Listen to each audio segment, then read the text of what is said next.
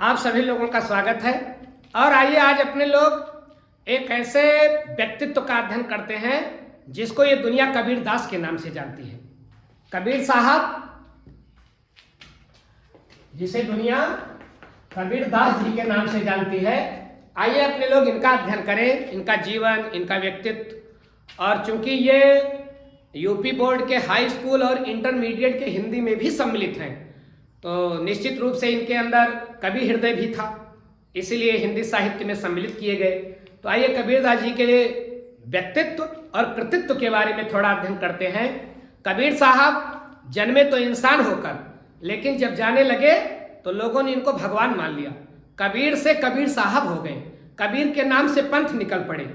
तो ये कबीर साहब की जिंदगी ये जरूर दिखाती है कि हमारा जन्म चाहे जहाँ हो, चाहे जिस जाति में हो, चाहे जिस धर्म में हो, चाहे जिस देश में हो, लेकिन हम अपने कर्म के बल पर इंसान के रूप में जन्म लेकर के भगवान की तरह पूजे जा सकते हैं। कबीर साहब जितना कल प्रासंगिक थे, जब इनका जीवन काल था, कबीर साहब जितना उस समय प्रासंगिक थे, मुझे लगता है कबीर आज भी उतने ही प्रासंगिक हैं। जब दुनिया में जातिवाद, धर्मवाद, संप्रदायवाद, ऊंच नीच, छुआछूत का इतना बोलबाला चल रहा है, तो कबीर साहब की जरूरत तब भी थी और कबीर साहब की जरूरत आज भी है। कबीर साहब भले आज अपने लोगों के संसार में शरीर रूप से नहीं विद्यमान है, लेकिन इनके द्वारा दिए गए उपदेश, इनकी लेखनी जिन जिन विषयों पर चली, वो आज भी उतने ही अपने लोगों को जीने का राह दिखाती है जितना तब लोगों को दिखाया करती थी। आइए जरा देखें कि कबीर साहब का जन्म कहाँ हुआ और किसके यहाँ हुआ, इनकी शिक्षा दीक्षा कैसे हुई। देखिए भैया, कबीर साहब के बारे में माना जाता है कि कबीर साहब जो है वो 1398 ईस्वी में जन्मे। वैसे कुछ विद्वान 1399 ईस्वी भी इनका जन्म मानते हैं, और इनका जन्म काल सिकंदर लोदी के समय में माना जाता है। सिकंदर लोदी का तो नाम अपने लोगों ने सुना ही है। इनका जन्म जो है वो सिकंदर लोदी के समय में माना जाता है, और 1398 या कुछ विद्वान 1399 भी मानते हैं। इन साहब का जन्म जेठ महीने की पूर्णिमा को माना जाता है कि सोमवार के दिन हुआ। इनके जन्म के विषय में अनेक जो है भ्रांतियां हैं, अनेक संदेह हैं। कहा जाता है कि ये एक विधवा ब्राह्मणी के गर्भ से जन्मी। तो विधवा ब्राह्मणी के गर्भ से जन्म लेना एक कलंक जैसा है। तो जब विधवा ब्राह्मणी के गर्भ से कबीर साहब का जन्म हुआ तो विधवा ब्राह्मणी घबरा गई। लोग लज्जा के भय से उसने इनको ले जा करके एक सरोवर के किनारे फेंक दिया। वह सरोवर कौन सा था? लहरतारा। लहरतारा नाम के स्थान पर इनको ले जा करके फेंक दिया। और लहरतारा कहाँ है? काशी में, जिसे हम लोग बनारस के नाम से जानते हैं या वाराणसी के नाम से जानते हैं। उसी का प्राचीन नाम क्या है? काशी। तो कबीर साहब का जन्म काशी के लहरतारा नामक स्थान पर माना जाता है। उस विधवा ब्राह्मणी ने इनको ले जा करके लहरतारा के पास, तालाब के पास फेंक दिया। वह सरोवर जो है वो कमल का सरोवर था। वहीं छोटा सा शिशु ये कबीर साहब रो रहे थे। उसी सरोवर के पास से नीरू और नीमा नाम के दो जुलाहे, एक जुलाहा दंपति गुजर रहा था।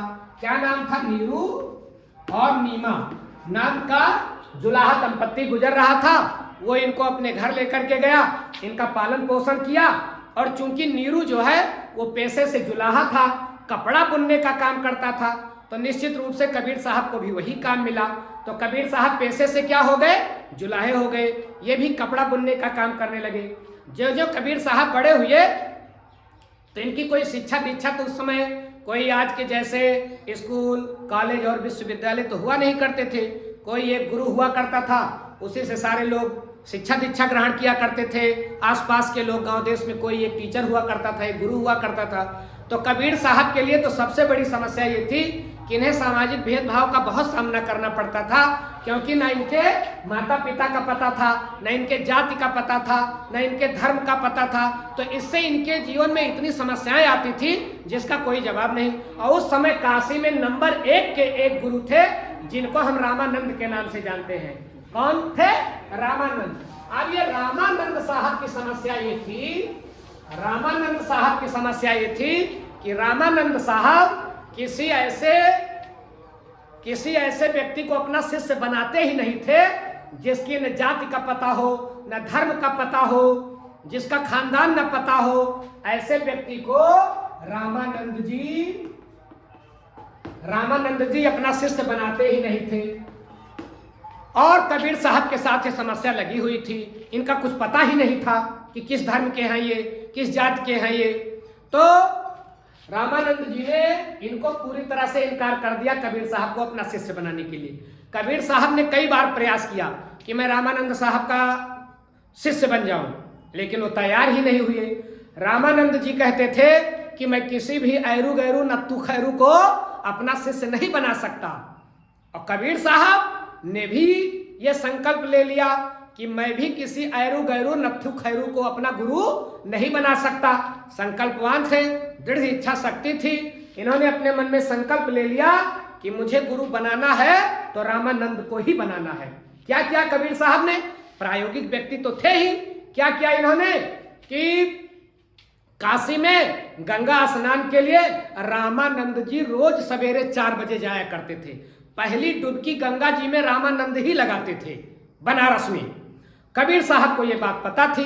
एक दिन कबीर साहब 3 बजे उठ करके जिस सीढ़ी से उतर करके रामानंद जी गंगा में स्नान करने जाते थे, उसी सीढ़ी पर लेट गए। अब रामानंद जी सवेरे सवेरे 4 बजे भोर में ही स्नान के लिए जब सीढ़ी से उतरने लगे तो अचानक उनका पैर जब कबीर साहब के ऊपर पड़ा तो कुछ गुलगुल लगा। अब पत्थर की सीढ़ी और मनुष्य का शरीर अंतर तो होगा ही। तो जब पड़ा तो रामानंद चूंकि स्वभाव से संत थे तो उनके मुंह से निकला राम राम। ये क्या हो गया? ये कौन सा जीव नीचे पड़ गया? और जब उन्होंने अपना पैर हटा करके पीछे वाली सीढ़ी पर किया, कबीर साहब हाथ जोड़कर खड़े हो गए। कहा, गुरुवर, आप मुझे अपना शिष्य माने ना माने, मैं आपको अपना गुरु मान ले रहा हूं। और आपने तो दीक्षा भी दे दी राम नाम की। तो कबीर साहब को रामानंद के द्वारा राम नाम की दीक्षा भी मिल गई, क्योंकि राम राम उन्होंने कहा था। कबीर साहब ने उनको अपना गुरु मान लिया। और ये हम लोग ध्यान रखें कि कबीर साहब के राम ये अयोध्या वाले राम, दशरथ के पुत्र राम नहीं है, क्योंकि उन्होंने अपने रचनाओं में लिखा है कि दशरथ सुत चहुओर बखाना, लेकिन राम नाम कर मरम न जाना। और उनकी रचनाओं में है, हमारे घर आए राम भरतार, दुल्हनिन गावो मंगल चार। तो वो राम, थोड़ा इस राम से उनके राम पृथक है। उनका राम पार ब्रह्म परमेश्वर है, उनका राम निर्गुण है। यही हम लोग ध्यान रखें कि ये कबीर साहब जो हैं हिंदी साहित्य के भक्ति काल के निर्गुण शाखा के ज्ञान मार्गी कवि माने जाते हैं। तो इनका राम तो निर्गुणाकार है, उसके हाथ पैर नाक मुंह नहीं है। उनका राम तो कण कण में व्याप्त है, निराकार है। तो ये राम उन राम से थोड़ा भिन्न है, कबीर साहब के राम। ये हम लोग ध्यान रखें। अब कबीर साहब की कहीं पढ़ाई लिखाई तो हुई नहीं। कबीर साहब ने खुद स्वीकार किया है कि मस कागज छुयो नहीं, कलम गही नहीं हाथ।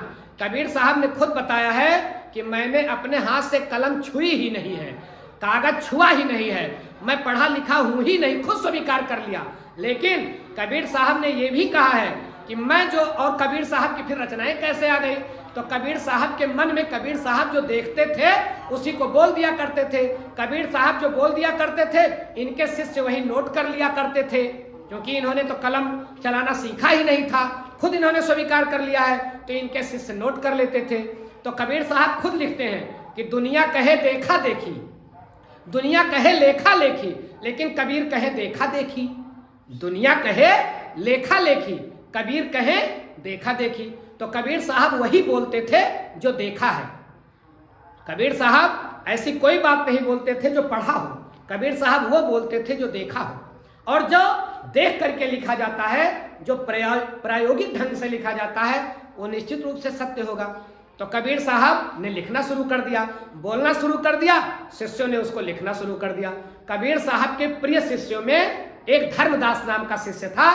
वो इनके समस्त लिखे गए, बोले गए जो शब्द थे उसको बीजक नाम से संग्रह करवाया। किस नाम से? बीजक नाम से। ध्यान रखेंगे, कबीरदास जी के गुरु रामानंद जी, कबीरदास जी की रचनाएं किसमें है? इनके प्रिय शिष्य धर्मदास ने किसमें संग्रह करवाया? बीजक में। अब कबीरदास जी की रचनाएं पूरी की पूरी बीजक में मिलती हैं और इनकी रचनाएं कबीरदास जी की तीन विधाओं में मिल जाती हैं, जिनको हम बोलते हैं साखी, सबद, रमैनी। साखी, सबद और रमैनी, ध्यान रखेंगे। साखी, सबद, रमैनी। साखी में इन्होंने वो लिखा है जिन्होंने, साखी का मतलब है साक्षी, जिस चीज को इन्होंने देखा, साँच बराबर तप नहीं, झूठ बराबर पाप, जाके हृदय साँच है ताके हृदय आप, ये साक्षी बने हैं कि सच से बड़ा कोई तप नहीं है। तो कबीर साहब ने जो देखा उसको लिखा साखी में। इनका प्रेम, इनका उपदेश शब्द में है। इनका उपदेश और इनके जो प्रेममयी इनकी रचनाएं हैं, बरसा बादल प्रेम का, भीज गया सब अंग, तो ये सब जो है इन्होंने किसमें लिखा है? शब्द में लिखा है। तो साखी, शब्द और रमैनी, इनमें तीन में इनकी रचनाएं मिलती हैं। धर्मदास ने बीजक से इनका संग्रह करवाया। अब आइए हम लोग देखें कि कबीर साहब की भाषा कैसी है। क्या कबीर साहब जन्म के कवि है? ना, कबीर साहब के अंदर कवि का कोई गुण तो था नहीं, बोल देते थे, उसी को लिख लिया जाता था। लेकिन कबीर साहब की रचनाओं में रस, छंद, अलंकार सब भरा हुआ है। कबीर साहब की भाषा क्या है? कबीर साहब किसी भाषा के गुलाम नहीं थे। कबीर साहब की गुलाम थी सारी भाषा। अब इनकी भाषा में ब्रज भी थी, राजस्थानी भी थी, पंजाबी भी थी, अवधी भी थी, सारी भाषाएं मिला करके लिखते थे। इसीलिए इनकी भाषा को क्या बोला जाता है? पंचमेल खिचड़ी। इनकी भाषा को क्या बोला जाता है? पंचमेल खिचड़ी। सब घोट घाट के एक भाषा बना दिए, एक ही दोहे में अनेक भाषाओं का उपयोग, इसीलिए इनकी भाषा को बोला जाता है पंचमेल खिचड़ी। अच्छा, एक बात और ध्यान रखें, आचार्य हजारी प्रसाद द्विवेदी ने लिखा है कि कबीरदास जी भाषा के डिक्टेटर थे। कबीर साहब भाषा के डिक्टेटर थे, ऐसा लिखा है। हजारी प्रसाद द्विवेदी जी ने कबीर साहब के बारे में लिखा है कि कबीरदास जी जैसा जो है लेखक, कवि हिंदी साहित्य के इतिहास में हजारों साल में कोई नहीं हुआ है। यद्यपि ये खुद लिखते हैं कि मस कागज छुयो नहीं, हम कुछ जानते नहीं हैं, लेकिन हजारी प्रसाद द्विवेदी जी लिखते हैं कि हिंदी साहित्य के हजारों साल के इतिहास में कबीर जैसा कोई साहित्यकार हुआ ही नहीं। कबीर खुद नहीं पढ़े हैं, लेकिन कबीर के एक एक दोहे पर शोध किया जा रहा है। कबीर के एक एक दोहे पर शोध करने वाले शोधार्थी पीएचडी की डिग्री प्राप्त कर रहे हैं। खुद पढ़े नहीं हैं, लेकिन कक्षा 2 से इनके दोहे शुरू होते हैं, कक्षा 1 से, और पीएचडी तक इनके दोहे पढ़ाए जाते हैं। इससे आप इनके रचना की गंभीरता को समझ सकते हैं, क्योंकि इनकी रचनाओं में बहुत बड़ा उपदेश छुपा होता था। तो कबीर साहब की भाषा ब्रज, राजस्थानी, पंजाबी, अवधी सब का मेल हुआ करती थी। पंचमेल खिचड़ी, भाषा के डिक्टेटर। और ये किस छंद में लिखते थे? दोहा, चौपाई, पद। इनका छंद किसमें हुआ करता था? कबीर साहब किसमें लिखते थे? दोहा, चौपाई और पद में लिखते थे कबीर साहब। ये इनकी जो है ये इनका छंद रहा। ये अलंकार भी, यद्यपि हो सकता है कबीर साहब को अलंकार के बारे में पता ना रहा हो, जैसे पेड़ पौधों को प्रकाश संश्लेषण के बारे में पता नहीं होता, हम लोगों को प्रकाश संश्लेषण के बारे में पता है।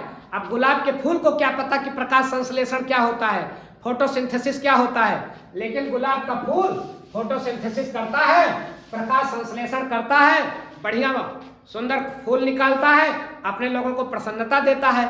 अपने लोग प्रकाश संश्लेषण जानते हैं, लेकिन प्रकाश संश्लेषण कर नहीं सकते। पेड़ पौधा प्रकाश संश्लेषण जानता नहीं है, लेकिन प्रकाश संश्लेषण करके पूरी दुनिया को खुशियां प्रदान करता है। हो सकता है कबीर साहब को अलंकार की जानकारी ना रही हो, लेकिन इनके इनकी रचनाओं में सारे अलंकार दिखने को मिल जाते हैं। कौन कौन से अलंकार? यमक, श्लेष, अनुप्रास,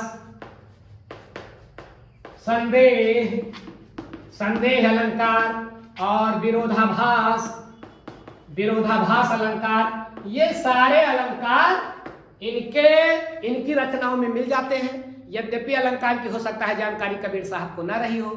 तो भैया ये तो इनके द्वारा प्रयोग किए गए अलंकारों की चर्चा रही। अपने लोगों ने पढ़ा कि इनकी रचनाएं कौन कौन सी हैं। साखी शब्द रामायणी है। अपने लोगों ने पढ़ा कि इनकी भाषा कौन सी है। पंचमेल खिचड़ी है। यही ध्यान रखें कि कबीर साहब ने ऐसे ऐसे प्रहार किए। अच्छा, इनके जीवन के बारे में थोड़ा और जान लें। इनका विवाह लोई नाम की स्त्री से हुआ। इनकी पत्नी का क्या नाम था भैया? इनकी पत्नी का नाम था लोई। पत्नी लोई। इससे ये कभी संतुष्ट नहीं रहते थे। कबीर साहब में और लोई में कभी पटती नहीं थी। और संत पुरुषों का अपनी पत्नियों से बहुत कम पटी पटान होता है। किसी को ले ले, तुलसीदास को ले ले, कबीर दास को ले ले, महात्मा बुद्ध को ले ले, सब इनके जीवन में सब उतार चढ़ाव लगा रहा, पटी नहीं कभी। तो कबीर साहब की लोई से कभी पटी नहीं, लेकिन 2 संतानें हुई। कौन कौन? पुत्र हुआ कमाल और पुत्री हुई कमाली। अपने पुत्र कमाल को लेकर के कबीर बहुत चिंतित रहते थे। ये कमाल का ही था, जैसा नाम है वैसा इसका काम था। कबीर दास जी का कहा सुना करता नहीं था। तो पुत्र कमाल, ये पुत्र था, और पुत्री कमाली। तो ये 2 संतानें हुई। कबीर दास जी चूंकि उस समय के जो धर्म के ठेकेदार थे, चाहे वो मौलवी रहा हो और चाहे पंडित जी पुजारी रहे हो, सबके ऊपर चुन चुन के हमला किया। तो इनके ऊपर भी चुन चुन कर लोगों ने हमला किया। कबीर साहब के ऊपर जीवन में 52 बार जानलेवा इनको मारने का प्रयास किया गया। कितनी बार? 52 बार इनको मारने का प्रयास किया गया, क्योंकि ये सबके ऊपर प्रहार कर रहे थे। अब मौलवी लोगों को या इस्लाम धर्म को इन्होंने ये कह करके धिक्कारा कि कांकर पाथर जोड़ के मस्जिद लियो चुनाए, या अल्लाह वाक दे, क्या बहरा हुआ खुदा है। इन्होंने इस्लाम धर्म को धिक्कारा कि ये मस्जिद में आप जो है जोर जोर से नमाज पढ़ते हो, क्या खुदा बहरा है। तो इस प्रकार से मौलवियों को बुरा लगा। और इधर आए पंडित जी को, जो घंटी बजा करके भगवान को खुश करते थे। इनके लिए भी इन्होंने लिखा कि पाथर पूजे हर मिले, तो मैं पूजूं पहाड़, यहाँ से भली तो घर की चकिया, जे के पीसा जग खाए। तो इन्होंने कहा कि अगर पत्थर पूजने से भगवान मिलते हो तो मैं तो बड़का पहाड़ पूजूंगा, ताकि मुझे बड़के भगवान मिले। बड़का पहाड़ पूजूंगा तो बड़के भगवान मिलेंगे। तो और घर की चकिया कोई नहीं पूजता, जिसका पीसा हुआ पूरा संसार खाता है। तो कबीर साहब ने किसी को नहीं बख्शा। तो जब कबीर साहब सबके धंधे को बंद करने लगे, तो लोगों ने कबीर साहब को मारने का प्रयास किया। कबीर साहब के ऊपर 52 बार जानलेवा हमला हुआ। कबीर साहब जो देखते थे वही लिखते थे। कबीर साहब प्रायोगिक व्यक्ति थे और इनका जीवन रहस्यमयी था। कहा जाता है कि इन्होंने पूरे देश का भ्रमण किया। एक चर्चा तो आती है इनके बारे में कि गुजरात में ये गए थे भ्रमण काल के दौरान, और वहां दतवन करके उस दतवन को जमीन पर लगा लिया। वो दतवन बट वृक्ष बन गया। आज भी अगर आप गुजरात जाएं तो कबीर बट के नाम से एक पार्क मशहूर है, आप वहां दर्शन कर सकते हैं। कबीर साहब के बारे में यह भी कहा जाता है कि कबीर साहब की जब मृत्यु निकट आई तो कबीर साहब जो है वो मगहर जाने लगे। काशी में मरने से स्वर्ग होता है, ऐसा हिंदू माइथोलॉजी में ये माना जाता है कि काशी में कोई मर जाए तो स्वर्ग होता है। काशी में डेड बॉडी को जला दिया जाए तो भी व्यक्ति को मोक्ष मिल जाता है, स्वर्ग मिल जाता है। और कबीर साहब क्या ये बात नहीं जानते थे? जानते थे। लेकिन कबीर साहब को जब पता चला कि मेरी मृत्यु निकट है, दिव्य दृष्टा होते हैं ये लोग, तो ये इन्होंने कहा मैं मगहर में जाऊंगा। अच्छा, मगहर किस लिए मशहूर है? मगहर इसलिए मशहूर है कि मगहर में जो मरता है वो नरक जाता है। तो कबीर के शिष्यों ने समझाया, गुरु जी पूरी जिंदगी तो आप काशी में रहे, और मरने के टाइम आप मगहर जाओगे। अरे कबीर साहब ने कहा अगर मैं काशी में ही मरकर स्वर्ग गया तो मेरा राम नाम पर भरोसा ही क्या रहा, अगर मैं मगहर में मर करके स्वर्ग जाऊं तब मेरे राम नाम में मेरा कोई भरोसा रहा। तो ये मरने के टाइम मगहर पहुंच गए। कहा जाता है कि 120 वर्ष की आयु इन्होंने भोगी। कितनी आयु रही इनकी? 120 वर्ष की आयु इन्होंने भोगी और मगहर में मरे। मगहर में इन्होंने अपना प्राण त्याग किया 120 वर्ष की आयु में। अगर 1398 हम लोग मान लें, अगर इनका जो है जन्म का सन 1398 मान लें तो फिर मृत्यु कब हो जाएगी? 1518 में। अगर 98 माने तो, और अगर 99 माने तो 1519 में। तो ये जो डेट है जो माना जाता है कि कबीर साहब की मृत्यु का वर्ष है और मगहर में इनकी मृत्यु मानी जाती है। तो ये ध्यान रखें अपने लोग। अच्छा, इनके मरने के भी प्रसंग में एक जो है लोगों के बीच में सुना जाता है कि जब इनकी मृत्यु हो गई तो ऐसा संसार का नियम है कि जब कोई जो है किसी के जाति का पता ना हो, किसी के धर्म का पता ना हो तो कोई लेना नहीं चाहता। हिंदू कहता है न मेरे का है, तो इस्लाम कहता है न ये मेरे का है। सभी लोग कबीर को धक्का दे रहे थे कि न तुम मेरे हिंदू के हो न इस्लाम के हो, दोनों लोग धक्का देकर इनको बाहर कर रहे थे। लेकिन जब कबीर साहब इतने मशहूर हो गए, कहा जाता है कि सीधे परमात्मा से साक्षात्कार करने लगे, इनके शिष्य बढ़ने लगे, लोग इनसे जलने लगे, इनकी प्रसिद्धि बढ़ने लगी, इनको भगवान माना जाने लगा। तो हिंदू भी कहने लगा कि ये मेरे हैं और इस्लाम भी कहने लगा कि ये मेरे हैं। समय धरावे 3 नाव। एक कहावत है गांव देश में, समय धरावे 3 नाव, परसु परसुआ परशुराम। तो समय समय की बात है। एक समय था कि इनको कोई पूछता ना था क्योंकि इनके धर्म का पता ना था, और एक समय ऐसा आया जब इनकी मृत्यु हुई कि हिंदू कहते थे कि ये मेरे धर्म के हैं क्योंकि राम राम ये राम नाम की महिमा इन्होंने गाई है, और इस्लाम कहते थे ये मेरे हैं क्योंकि ये जुलाहे थे और जुलाहे मुसलमान होते हैं।